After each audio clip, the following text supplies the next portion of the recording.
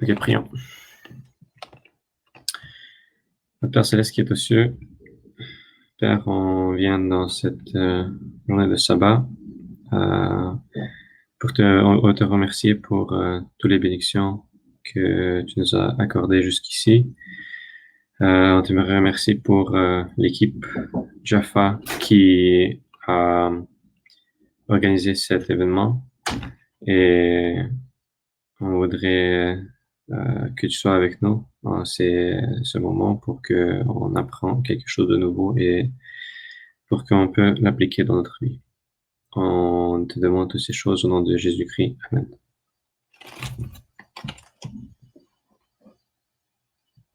Alors, Carl, si tu peux prendre la relève.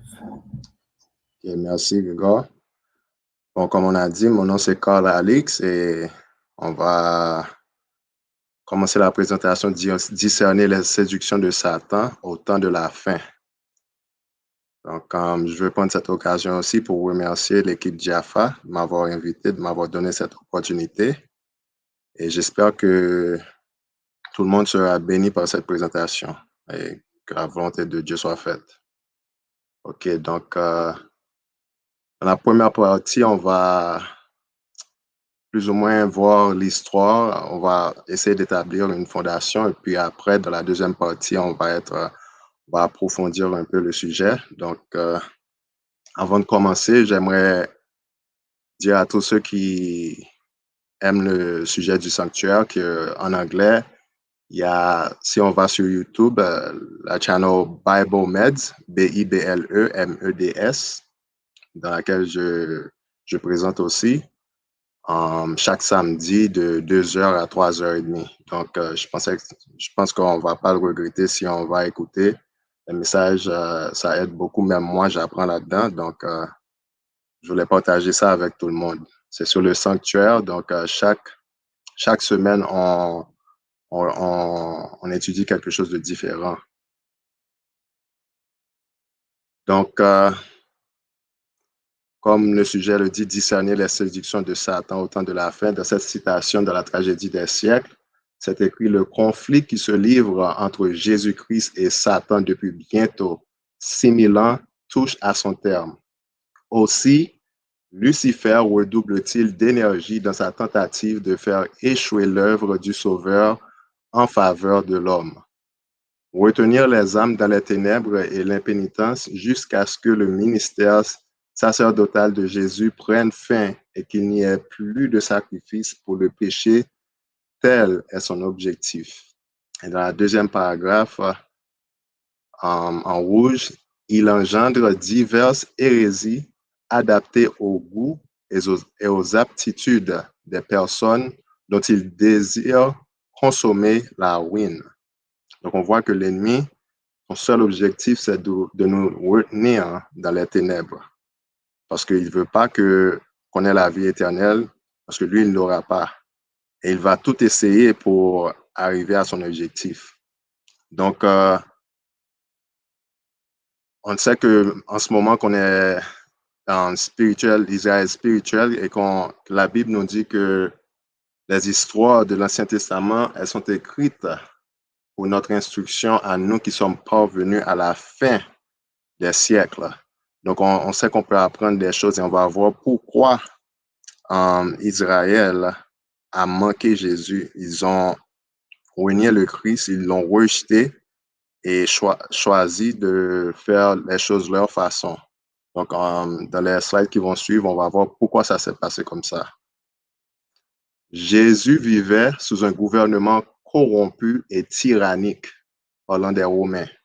On voyait partout des abus criants, des extorsions, de l'intolérance, d'horribles cruautés. Cependant, le Sauveur ne tenta aucune réforme politique.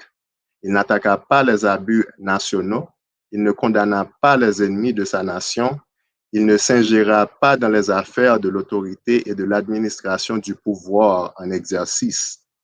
Celui qui est notre modèle se tint à l'écart des gouvernements terrestres.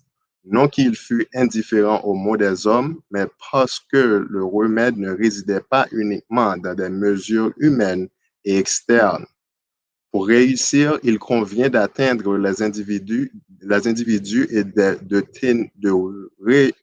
régénérer les cœurs. Donc, on voit que les Romains, ils étaient corrompus et tyranniques, surtout avec les Juifs. Et c'est pour ça que même les disciples de Jésus, eux, ils attendaient, tout le monde attendait le Messie parce qu'ils croyaient que grâce au Messie, qu'ils allaient pouvoir se débarrasser des Romains. Et sur le point que, en plusieurs reprises, on voit dans la Bible où Jésus prédit sa souffrance, sa mort et sa résurrection. Et malgré tout, quand il disait ça, les disciples ne l'écoutaient pas. Au contraire, ils étaient offensés la nuit dans laquelle on était venu arrêter Jésus. Et pourquoi?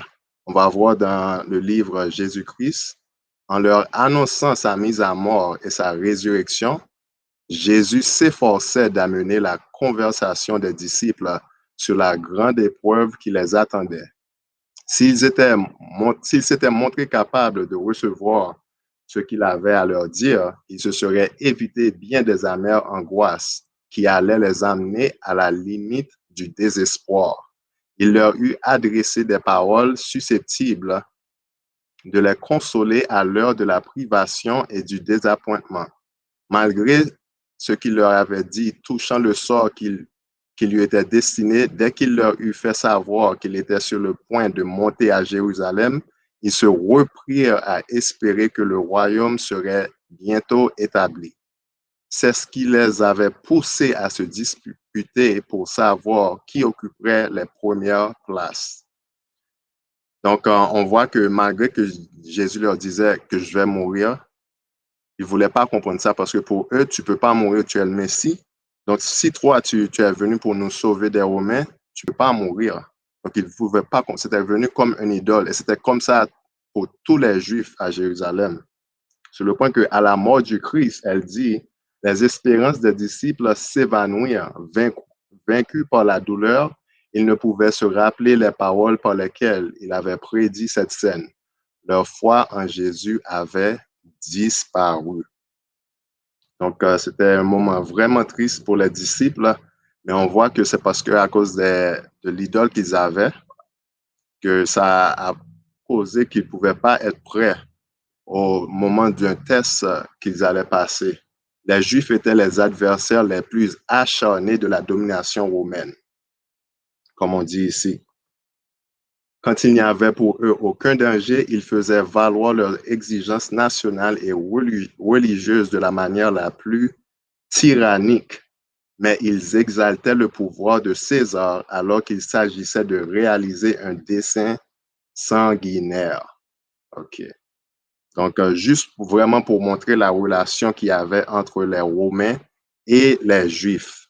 Et pourquoi les Juifs, ils étaient si concentrés sur le Messie qui allait venir aider de les débarrasser des Romains. Et on voit pourquoi. Maintenant, on va parler d'un prisonnier du nom de Barabbas, qui se trouvait alors sous le coup d'une condamnation à mort entre les mains des autorités romaines. Cet homme s'était donné pour le Messie.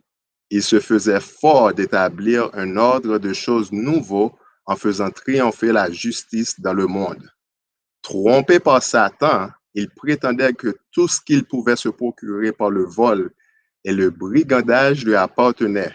Il avait fait de grandes choses par le pouvoir de Satan et s'était ainsi donné une suite nombreuse avec laquelle il avait provoqué une sédition contre le gouvernement romain. Et c'est comme ça aussi qu'on avait malheureusement eu la destruction de Jérusalem. C'est à cause de plusieurs séditions contre le gouvernement romain que les Juifs n'arrêtaient pas de faire. Donc, sous le couvert de l'enthousiasme religieux, c'était un scélérat endurci qui s'acharnait à commettre des actes de rébellion et de cruauté. Et ici, on parle de Barabbas. Et n'oublie pas cette citation où ça dit « Sous le couvert de l'enthousiasme religieux, c'était un scélérat endurci qui s'acharnait à commettre des actes de rébellion et de cruauté. » Donc, il leur promettait la justice, que lui, il était le Messie et qu'il allait pouvoir leur débarrasser des Romains.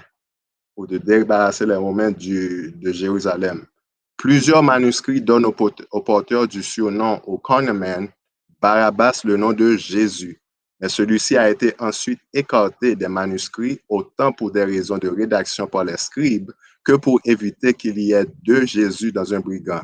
C'est pour ça que dans Matthieu 27, verset 10, quand Pilate dit « Lequel voulez-vous que je vous relâche, Barabbas ou Jésus qu'on appelle le Christ ?» Donc, il voulait faire la distinction. Donc, vraiment, dans plusieurs manuscrits, ça disait « Lequel voulez-vous que je vous relâche, Jésus Barabbas ou Jésus qu'on appelle Christ ?» Et aussi le mot Barabbas, en grec, ça veut dire fils d'un père ou fils d'un maître. Mais qui était son père ou qui était son maître? Dans Jean 8, verset 44, la Bible nous dit, vous avez pour père, ça c'est Jésus qui parle, vous avez pour père le diable et vous voulez accomplir les désirs de votre père. Il a été meurtrier dès le commencement et il ne se tient pas dans la vérité parce qu'il n'y a pas de vérité en lui. Lorsqu'il profère le mensonge, il parle de son propre fond car il est menteur et le père du mensonge.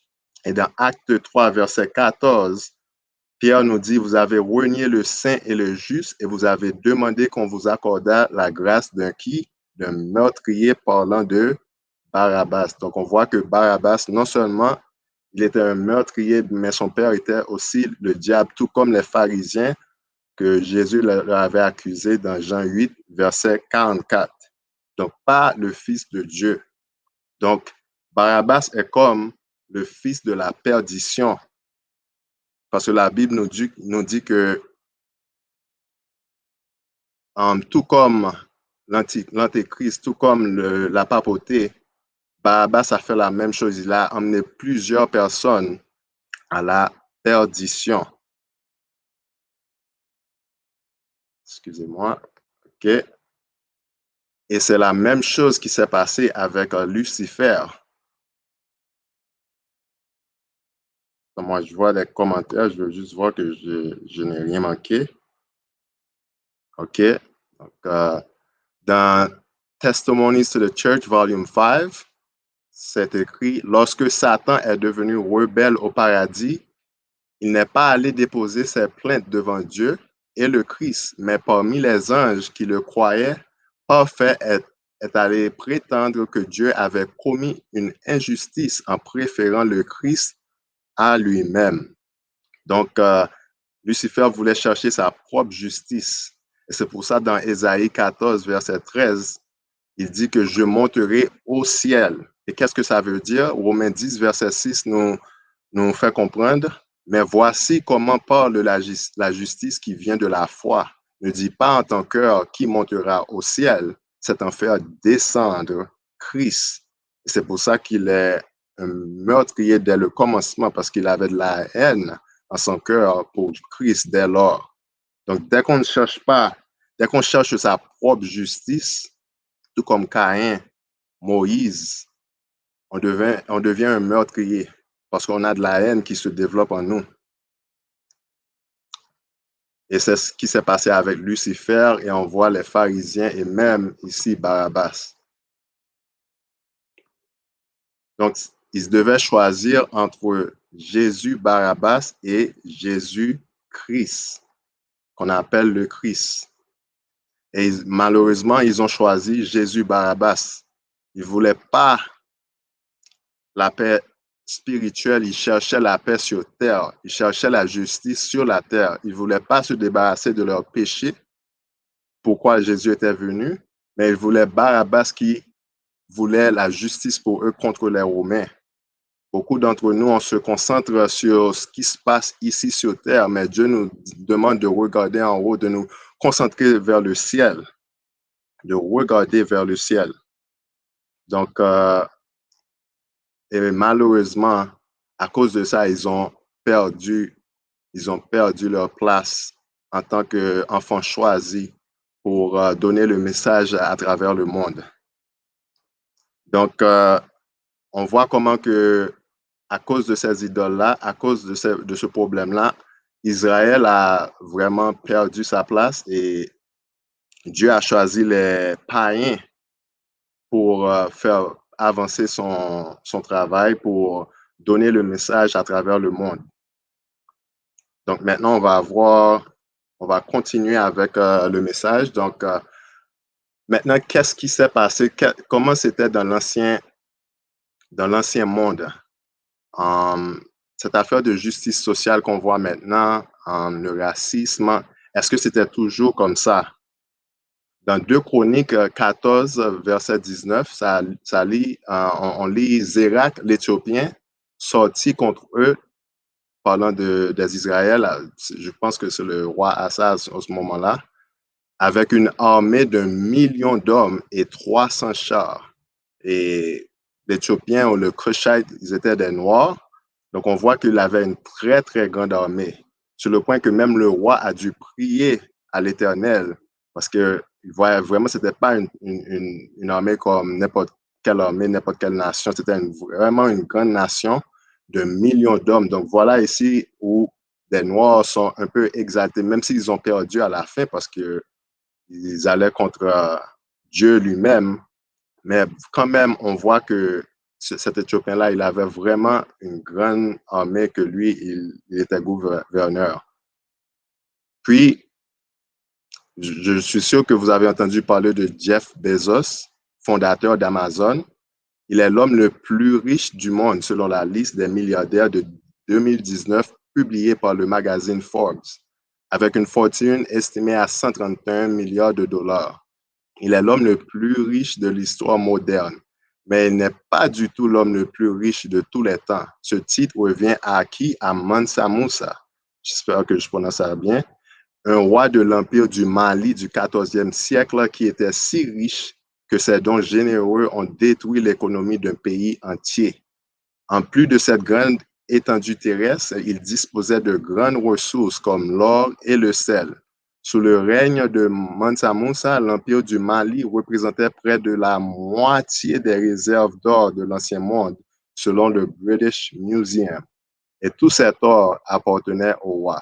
Donc encore quelqu'un de la race noire, et qu'on voit qu'il était vraiment, il était le plus riche jusqu'à présent. C'est comme on ne peut même pas déterminer s'il était un milliardaire ou beaucoup plus que ça. Il était tellement riche. Donc, on voit dans l'ancien monde que c'était vraiment différent comparé à maintenant. On dirait que comme on avait des blancs ou d'autres races qui étaient de grands hommes et qui ont fait beaucoup de choses, même les noirs aussi en faisaient. Et on a même le samouraï noir, Yasuke, aussi connu sous les noms de Kurosan ou Kurosuke. Il est le nom japonais d'un esclave africain qui a vécu au XVIe siècle. On sait très peu de choses à propos de sa vie. Où, beaucoup de Japonais étaient curieux de lui et à cause de sa couleur, de la couleur de sa peau. Et du fait aussi qu'il était très haut, parce que vous savez que les Japonais, ils sont très courts, donc à cause de sa hauteur, ils étaient vraiment fascinés par lui. Certains pensaient qu'il était un dieu et d'autres qu'il était peut-être un démon, mais personne ne pensait que oh, je suis supérieur à lui ou il est supérieur à moi. Sur le point que on l'avait même entraîné, il était le seul étranger qu'on a entraîné pour être un samouraï. Ça, on n'entendait pas ça souvent. C'est comme on voit dans les films de Last Samurai, tout ça, où on entraîne d'autres personnes qui viennent d'autres nations, mais ça se faisait pas. Donc, c'était vraiment une grande chose d'entraîner quelqu'un qui venait de l'Afrique pour être un samouraï, et il parlait aussi japonais. Et la dernière chose que je voulais mentionner, c'est que les tests ADN ont montré qu'il n'y a pas de race pure. À cause de la migration qui se faisait dans l'ancien monde, beaucoup de races se mélangeaient. Donc, il n'y a vraiment pas de race pure. Les gens n'avaient pas ce problème-là. Tout comme on voit un peu maintenant, mais dans le passé, c'était beaucoup plus que, comme on voit ici, il n'y a pas de race européenne pure ou n'importe qui. Il y avait beaucoup de migration qui se faisait dans le passé. Donc, tout ça pour dire, pour se demander qu'est-ce qui s'est passé. Parce que même quand on voit le mot la race, tout ça, C'est durant la période coloniale qu'on voit ça beaucoup plus. Et maintenant, on va essayer de comprendre pourquoi ça a changé avec le temps. Donc, la doctrine affirmant que Dieu a donné à son Église le droit de dominer les consciences, de définir et de punir l'hérésie est l'une des erreurs papales les plus invétérées. Les réformateurs, tout en répudiant le credo de Rome, ne surent pas s'affranchir entièrement de son intolérance. Les profondes ténèbres dont Rome avait enveloppé le monde au cours de sa domination séculaire n'étaient pas encore dissipé. Donc, on voit que Rome, dès que vous n'étiez pas un chrétien, on pouvait faire n'importe quoi, on pouvait dominer vos consciences, on pouvait vous punir, tout comme on avait fait aux esclaves. Et malheureusement, les protestants, ils ont continué cette pratique-là et on va voir quelles ont été les conséquences. Donc, on a la bulle Dom Diversas, la doctrine de la découverte, autorisait Alphonse V de Portugal, roi du Portugal, à soumettre les Sarrasins et les païens pour une durée indéterminée. On peut ainsi lire dans Dom Duras: par les présents, nous vous accordons de par notre autorité apostolique permission complète et libre d'envahir, de rechercher, de capturer et de soumettre les Sarrasins et les païens et tous les autres incroyants et ennemis du Christ, où qu'ils puissent être, ainsi que leur royaume, duché, comté, principauté et autres biens, et de réduire leur personne en servitude perpétuelle. Certains historiens jugent ainsi qu'elle a été à l'origine du commerce des esclaves d'Afrique occidentale. Donc, on commence à comprendre c'était qui était derrière le commerce des esclaves d'Afrique occidentale. Et il y a plusieurs autres bulles qui ont été passées par plusieurs autres papes. On a ici le Romanus Pontifex qui avait juste confirmé le Dom Diversas. Et c'est la même chose. C'était pour soumettre au christianisme, éventuellement par la force, les Sarrasins et autres infidèles, comptant sur les progrès des conquêtes pour obtenir des conversions. Et on a aussi le Inter Caetera, qui est une bulle pontificale. Donc, avant, comme on voit, ces bulles-là, c'était pour le Portugal. Maintenant, quand Christophe Colomb a découvert l'Amérique, pour l'Espagne, donc, cette bulle-là est sortie pour maintenant permettre aux Espagnols de faire la même chose. Et le pape avait donné au Portugal tous les territoires de l'Afrique et le droit de s'approprier toutes les nouvelles terres que les Portugais devraient découvrir à condition de les évangéliser. Et il a fait la même chose aussi pour l'Espagne, qui étaient toutes les terres à l'ouest et au sud d'un méridien à 100 lieues, à l'ouest ou au sud de toutes les îles des Açores et du Cap-Vert. Et on voit même que les Amérindiens, surtout ceux qui habitent au Canada, que eux, quand ils sont allés au pape, ils ont dit comme ça que nous, on veut que vous retirez cette bulle-là, parce que c'est ce qui a permis aux colons, aux Européens de venir et de prendre nos terres. Donc, on voit l'article ici, il y a plusieurs articles là-dessus. Donc, cette bulle, c'est vraiment à la fondation de l'esclavage et des Européens qui sont venus pour occuper la terre, pour prendre la terre des Amérindiens. Même les États-Unis, ils ont appliqué ça dans leur loi, la loi fédérale. À un certain point, il y avait quelque chose qui s'était passé. Donc, la Cour fédérale a décidé d'appliquer cette bulle-là pour pouvoir justifier que les Amérindiens n'avaient pas de droit parce qu'ils étaient des païens, malgré qu'ils étaient des protestants. Et comme on avait dit tout d'abord, c'est ce qui a commencé le commerce triangulaire. C'était la fondation. Donc, on voit la papauté, c'est vraiment derrière toutes ces choses-là. Peut-être que ce n'était pas intentionnel, mais ça aboutit à ça éventuellement. Et même les jésuites, du 16e au 18e siècle, les jésuites ont servi comme pionniers de ce que l'historien Robin Blackburn appelle une forme baroque d'esclavage affiliée avec la modernité alternative de la contre-réforme. Et on voit que les jésuites ont contribué à la traite et à l'exploitation d'esclaves. Ils avaient des esclaves de l'Amérique du Nord, du Canada jusqu'au Brésil. L'université Georgetown avait été sauvée grâce à la vente de 272 esclaves appartenant à la communauté. Et pour continuer, maintenant, on sait que qu'est-ce qui s'est passé. La guerre faite à l'Évangile sur le sol de France atteignit son point culminant sous la Révolution. Cet effroyable bouleversement fut la conséquence naturelle de la suppression de la parole de Dieu. Il est la démonstration la plus frappante de l'aboutissement auquel peut arriver une nation après plus d'un millénaire passé à l'école de l'Église de Rome. Donc, à cause des 1260 ans, à cause de la papauté, mais on a eu le siècle des Lumières. C'était quoi? C'était des philosophes et des intellectuels qui encouragent la science par l'échange intellectuel s'opposant à la superstition, à l'intolérance et aux abus des églises et des États. Le terme de lumière a été consacré par l'usage pour rassembler la diversité des manifestations de cet ensemble d'objets, de courants, de pensée ou de sensibilité et d'acteurs historiques. Et c'est pour ça qu'on a eu la Révolution française, la déclaration de l'indépendance des États-Unis. C'est à travers tout ça, le siècle des Lumières, tous ces philosophes-là.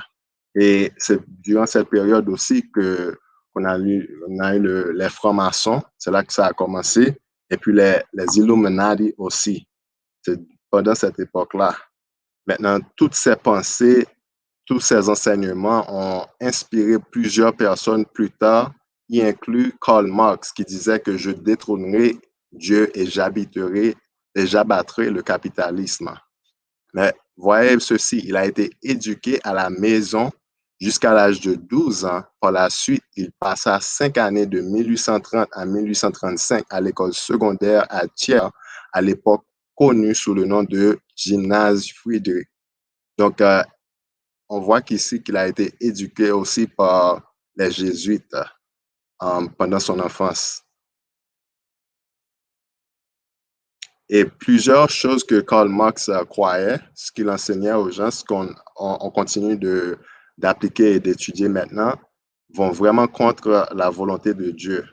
Dans cette citation ici, on voit que bien des gens préconisent avec enthousiasme l'idée d'une répartition égale des biens temporels.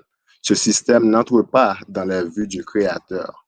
Dieu se sert de la diversité des conditions sociales pour former les caractères. Il entend que ceux qui possèdent des biens terrestres se considèrent comme les économes des richesses qu'il leur a confiées pour soulager les malheureux et les nécessiteux. Donc, on voit qu'avec Dieu voulait que chaque personne ait la volonté de faire leur propre affaire, d'aider les autres. C'est comme moi, je décide, OK, je vais aider cette personne avec les talents. Donc, on devait faire ça tout seul. Il ne voulait pas que, comme Karl Marx, qui demandait que, oh, moi, tout doit être contrôlé par le gouvernement et tout le monde doit avoir la même répartition. Ce n'était pas la volonté de Dieu de faire comme ça. Et aussi, on a la théorie critique qui venait de Karl Marx. On peut voir comment ils sont opposés. Donc, qui sommes-nous? Chrétienté, c'est créature de Dieu, théorie critique, membre de différents groupes. Quel est notre problème? Le péché. Et pour la théorie critique, c'est l'oppression. Et quelle est la solution? La solution, c'est Jésus. Mais la théorie critique, c'est la libération. C'était la même chose avec les Juifs. C'était la libération. C'est pour ça qu'ils avaient choisi Barabbas, Jésus Barabbas, au lieu de Jésus qui s'appelle le Christ. Quel est notre devoir? Aimer Dieu. La théorie critique, libérer les opprimés. Et quel est notre but? Glorifier Dieu. Et la théorie critique, c'est travailler pour la libération. Donc, c'est comme si la théorie critique, elle était toujours là parce qu'on voit ça exactement du moment des Juifs quand ils ont décidé de choisir Barabbas. Donc, ça a juste continué. Karl Marx a fait que mettre ça pour nous dans notre temps et on va voir que tous ces enseignements-là, on les étudie, on les apprend à nos élèves, à nos étudiants, ceux qui vont à l'école, dans les universités. Ces enseignements-là sont toujours là. Est-ce qu'il y a des questions? Est-ce que je dois m'arrêter?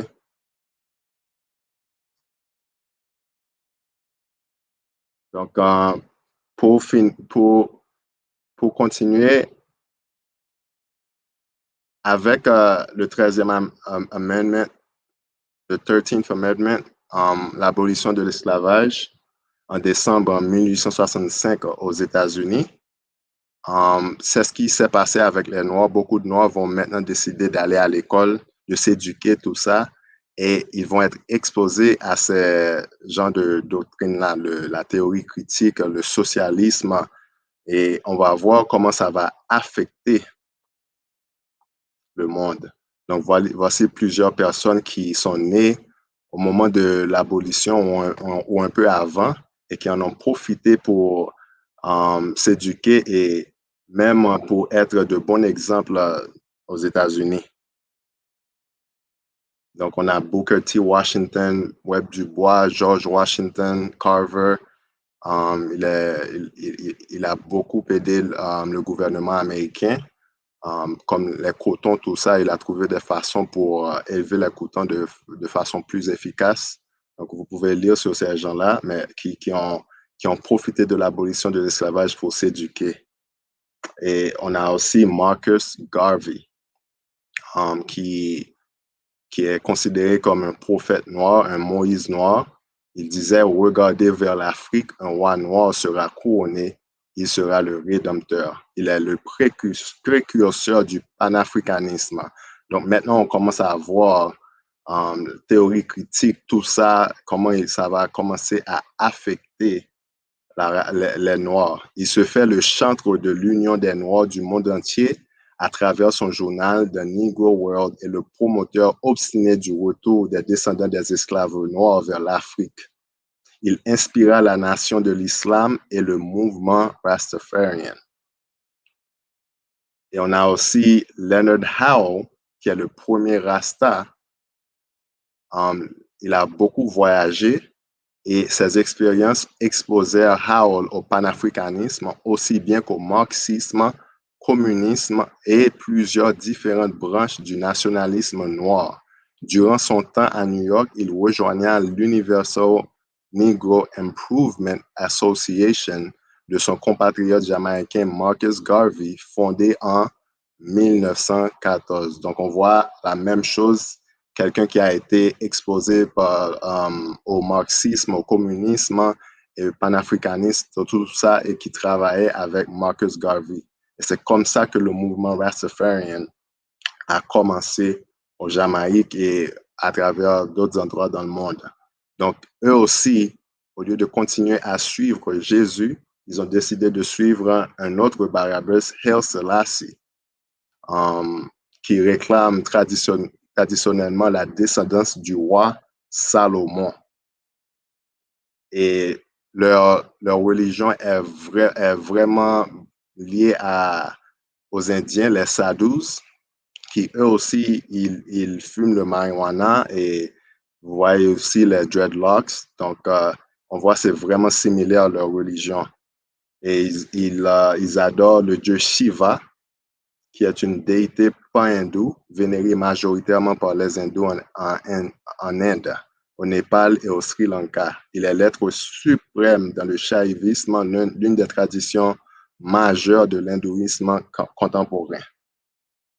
Et puis aussi, on a le mouvement des Noirs israélites hébreux a commencé vers la fin du 19e siècle, quand Frank Cherry, quand William Sanders Crowdy ont tous deux réclamé avoir reçu des visions leur disant que les Afro-Américains noirs étaient les descendants des Hébreux de la Bible. Donc, tout comme les Rastafarians, le mouvement noir israélite hébreu, ça a commencé de la même façon.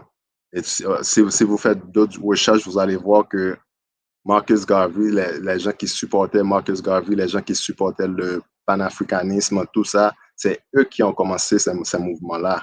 Après que les Noirs ont commencé à aller à l'école, à s'éduquer, ils ont été exposés à la théorie critique, au communisme, socialisme, le marxisme. Ils ont commencé à avoir ces religions-là qui, malheureusement, au lieu de se rapprocher vers Dieu, leur séparés de Jésus-Christ, tout comme avait fait Barabbas. Et on voit ça dans le hip-hop maintenant, les Hebrews, les Black Israelites avec Kendrick, Kodak, et même la nation de l'islam, qui a été fondée à Detroit, dans le nord des États-Unis, en 1930 par Wallace Fard Muhammad. Aussi, lui, il est considéré comme le Messie. Donc, on voit une répétition. C'est comme l'Antéchrist, c'est comme le fils de la perdition. L'idéologie développée par l'organisation est un mélange de nationalisme afro-américain et de religion. Il y en a aussi quelqu'un d'autre qui est vraiment populaire, c'est Elijah Muhammad, qu'on ne va pas parler trop. Et puis on a les Five Percenters, qui est un offshoot, on peut dire, de la nation de l'islam. Ils ont dominé l'âge d'or du rap. Si vous vous rappelez, Jay-Z, ces gens-là, beaucoup de rappeurs, Rakim, ceux qui ont vraiment commencé le hip-hop, ils étaient des Five Percenters qui viennent de la nation de l'islam. Et au début des années 1990, la musique hip-hop est majoritairement devenue politiquement chargée, afrocentrique et de nature militante. Louis Farrakhan, le chef de la nation de l'islam, a été loué par des artistes comme Public Enemy, alors que dans des albums par Wu-Tang Clan et Busta Rhymes, on retrouve des allusions à la nation 5%. Les références à l'islam dans la musique hip-hop sont devenues plus explicites dans les années 90, et elles étaient toujours caractérisées par quoi? Par un couplage d'une quête de justice politique et sociale. Donc, et si on peut voir ici, on voit Busta Rhymes. Busta Rhymes a été élevé par des parents adventistes. Je pense que ouais, ses parents étaient adventistes de la Jamaïque. Et regarde ce qui s'est passé. Lui, il est devenu musulman maintenant. Il fait partie des Five Percenters. Donc, lui, il pensait que c'était comme moi, je veux être autour des gens qui se battent pour la justice. Et malheureusement, il a complètement laissé. Si vous regardez ses interviews, tout ça, sa musique, il n'y a rien vraiment qui a rapport avec Dieu. Bien que cet album s'appelle Extension Level Even, The Wrath of God. Mais de quel Dieu qu'il parle? En tout cas, on va terminer avec ça. Hier soir, si vous étiez là, Ludovic, dans sa présentation, il a dit qu'il n'y a pas de justice sans Jésus. Et je pense que maintenant, on peut commencer à vraiment comprendre comment ces mouvements peuvent nous affecter et nous éloigner de Dieu. Et dans notre prochaine présentation, on va vraiment voir c'est quoi le plan de l'ennemi avec tout ça, dans tout ce qui se passe, tout ce qu'on voit maintenant, les Black Lives Matter, et comment que nous, en tant que chrétiens, on doit réagir à ces situations-là. Donc, j'ai terminé en ce moment et je ne sais pas s'il y aura des questions, mais on peut me faire savoir.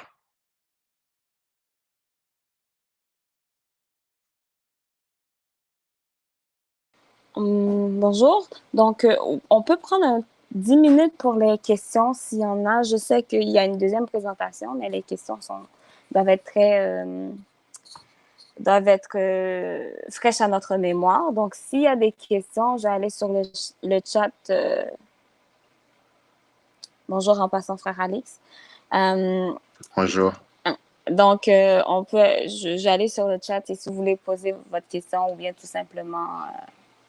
OK, on a une question de Claudia qui nous dit « Aimer Dieu le glorifie n'inclut pas l'idée de libérer les opprimés, donc de travailler en ce sens si on n'en a pas l'occasion. » Donc, elle donne deux passages, Psaume 103, verset 6 et Ésaïe 58, verset 6. Quel serait le juste milieu? OK. Donc, dans la deuxième partie, on va voir ça, mais moi, ce que j'essaie de montrer, c'est que la justice que le monde cherche, c'est pas la vraie justice. On voit que si on va en arrière, qu'on avait vu que Satan, au lieu d'aller parler au Père et au Fils, quand il trouvait que ce qui s'était passé était injuste, il est allé se plaindre aux autres anges. Et à cause de ça, Satan va Satan, c'est fini pour lui. Mm. Il aurait eu une chance s'il était allé près du Père et du Fils et parler et s'exprimer. Quand on veut la justice, on doit aller vers Jésus. Donc, on a une autre façon. On ne peut pas agir comme les autres, comme le monde le fait. On voit aussi avec ces mouvements-là, les 5%ers, le hip-hop, tout ça qui vraiment, eux, au lieu, comme Busta Rhymes qui a été élevé par des adventistes, et on voit que regarde maintenant ce qu'il fait, ce qu'il représente, en disant que lui, il voulait la justice. Mais qu'est-ce qu'il fait vraiment pour le monde? Qu'est-ce qu'il fait vraiment? Donc, il faut vraiment se poser la question de quelle justice que vous parlez. Et c'est le but de cette présentation, c'est de vous montrer que oui, on doit aider les autres, mais comment le faire? On ne peut pas suivre le monde et on va voir ça encore plus dans la deuxième partie de cette présentation. Je ne sais pas si ça répond un peu à la question, mais je vous promets que dans la deuxième partie, ça, on va vraiment approfondir le sujet. Je voulais juste avoir une fondation pour pouvoir montrer à tout le monde qu'est-ce qui se passe, comment, depuis les temps anciens, comment que l'ennemi a tous ces séductions-là pour nous tourner contre le Christ dans un chemin qui ne va pas nous amener à la vie éternelle, mais à la perdition, malheureusement. Parfait. Donc, merci beaucoup. Early demande pourquoi les Noirs ont accepté les visions des Israélites noirs sans comparer les Écritures de la Bible. Ben, pour moi, c'est comme la même chose avec les pharisiens qui ont accepté que Jésus allait venir. Ils ont complètement mis de côté Ésaïe 53, par exemple, qui disait que Jésus allait venir pour mourir pour eux. Donc, quand nous, on commence à se faire des idoles, on met la parole de Dieu à côté. Les idoles nous empêchent de voir vraiment, de bien discerner. C'est pour ça que quand Jésus n'arrêtait pas de prédire aux disciples, je vais mourir.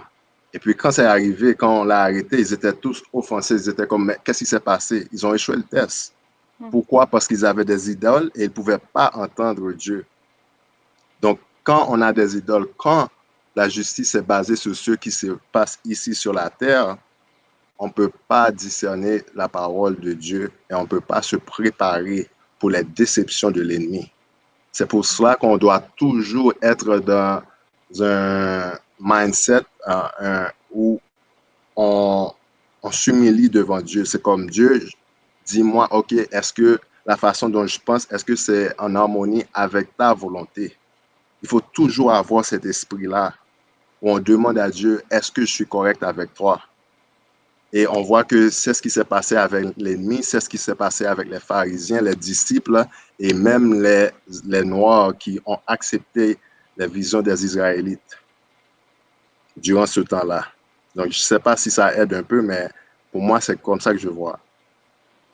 Donc, notre seule sûreté, en fait, se trouve dans la parole de Dieu et dans l'humilité. La parole. Oui, la parole de Dieu. C'est comme Ludovic avait dit, ça m'a vraiment marqué hier, c'est comme, il n'y a pas de justice sans Christ. Si tu me dis que tu cherches la justice et ça ne t'approche pas de Dieu, il faut commencer à se poser des questions. De quelle justice que toi tu parles? La justice doit te rapprocher de Dieu. Il est la justice.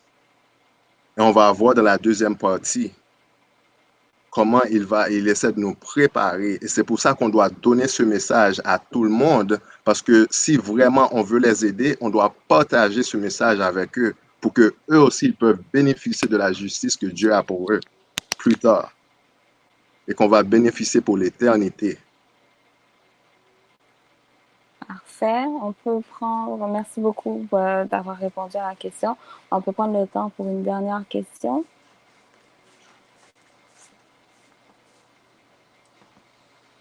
Si vous voulez poser votre question, ou bien aussi vous pouvez noter les questions qui vous viennent en tête pour la prochaine présentation de Cal. Donc, on va clôturer. Je vous demanderai, frère Cal, de faire la dernière prière pour nous. Je tiens à dire tout de suite, dans 10 minutes, que la dévotion, que nous aurons notre dévotion du soir et par la suite la session de partage. OK, merci. Bon, on va prier, fermons les yeux. Père Céleste, nous te remercions pour cette présentation, Père. J'espère que tout le monde va comprendre qu'il n'y a pas de justice en dehors de toi, Père. Aide-nous à mettre de côté, de nous débarrasser de nos idoles, Père, et de nous concentrer sur ce qui se passe dans le ciel et pas sur la terre. Qu'on continue à lire ta parole pour augmenter notre foi, parce qu'on sait qu'un grand test s'en vient et qu'on doit être prêt. On veut pas permettre à l'ennemi de nous voler notre vie éternelle, Père. Donc, aide-nous à comprendre ton message et à continuer à étudier ta parole pour que nous soyons prêts pour toi et pour ta prochaine venue. Au nom de Jésus, nous te prions. Amen.